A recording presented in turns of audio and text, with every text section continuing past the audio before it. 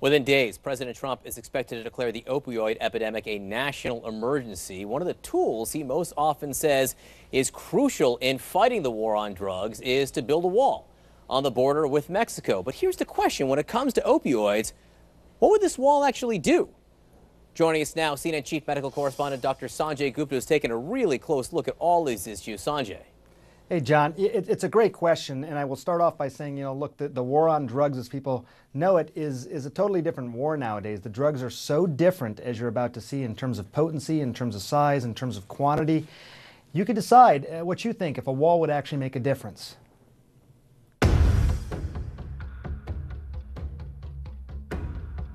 What is the first thing that sort of flags this? Sometimes it's just the driver's behavior. They're unnaturally nervous for crossing the border.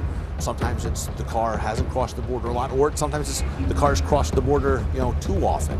What you're witnessing here are efforts in stopping drugs from coming through the U.S.-Mexican border. Almost every car crossing is crossing for a legitimate reason. It's a very small percentage that comes in carrying contraband. But I think when the inspectors pick up on something, their success rate's pretty high. When you saw the dog sit down at the back of the car, that's how that particular dog alerts. Special Agent in Charge Scott Brown oversees the Tucson Field Office for Homeland Security Investigations. And drugs are a big part of what he does. So this is how it happens. I mean, what we're witnessing here is what happens every day along the southwest border of the U.S. And, the officers at the ports of entry are phenomenal. They're fantastic at identifying fresh tool marks that shouldn't be there. So a screw that's been recently turned that there wouldn't really be a reason for it to be recently turned, they can pick up on that. I mean, they're experts at what they do. It's just human art and intelligence together. Absolutely. What they find? About 24 kilos of hard drugs. Minutes later, field testing reveals cocaine. This is a win today. Right? This is definitely a win. In the midst of the country's opioid epidemic, President Trump has made building up the wall a cornerstone of his agenda. The wall's going to get built, folks. Just in case anybody has any question, the wall's going to get built, and the wall is going to stop drugs. But I wanted to learn just how effective the wall would be at accomplishing that.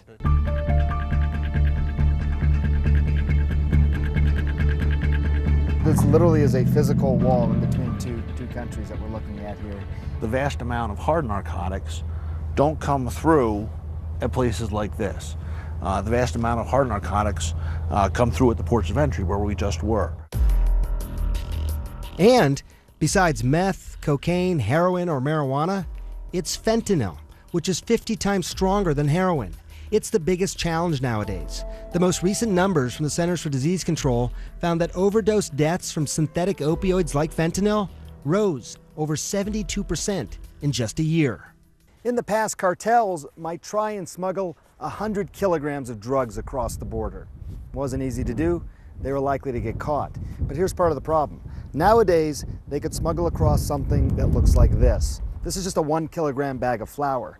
But if this were street fentanyl, it would cost about $8,000 to make, could be turned into 1 million pills, and then sold for $20 to $30 million on the black market. All of that from a small container that looks like this. The vast majority of fentanyl is produced in China. It comes into the U.S. two ways.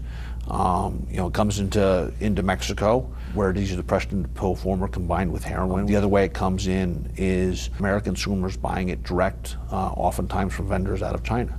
And then it gets mailed in? U.S. mail, which is the most common, a very small quantity of fentanyl, is very hard to detect in the masses of letters that come into the U.S. every day. How effective is a wall at preventing drugs from getting into the United States?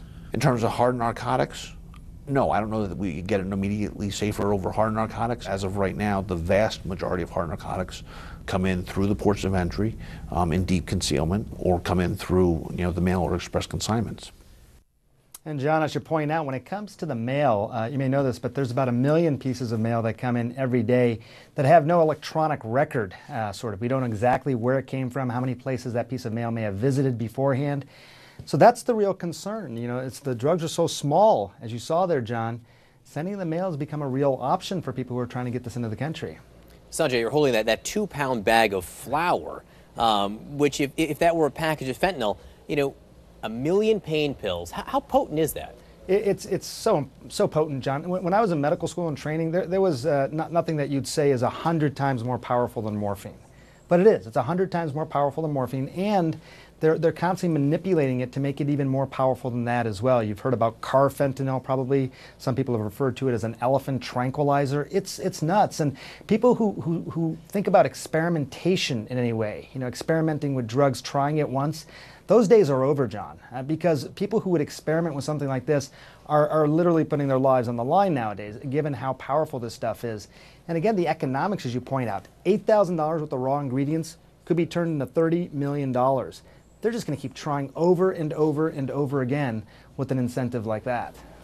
And again, the wall, not exactly a line of defense, according to the officials you talked to, against that coming into the country. Dr. Sanjay Gupta, thanks so much for being with us. An important look as we face this week.